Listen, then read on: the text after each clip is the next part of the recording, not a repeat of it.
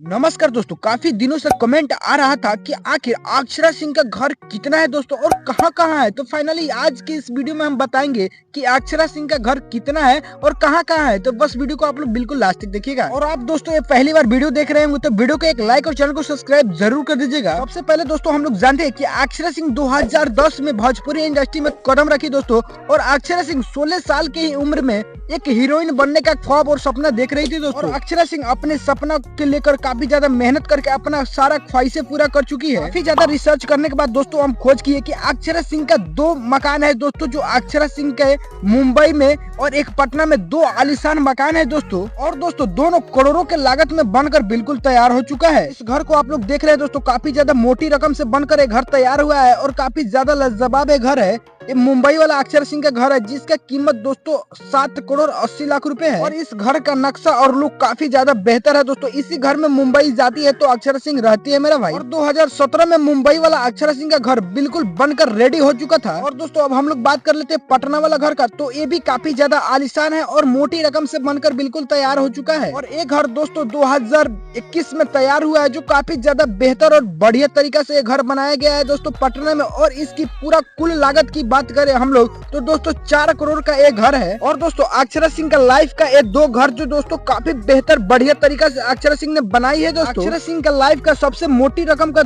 घर ये दोस्तों 2 ही था, एक मुंबई वाला और एक पटना वाला। आप लोग कमेंट में बताइएगा कि सबसे महंगी घर कौन सी है और कुछ अच्छा सा कमेंट कीजिएगा अक्षरा सिंह के ऊपर। फिर दोस्तों मिलते हैं अगले नेक्स्ट वीडियो में।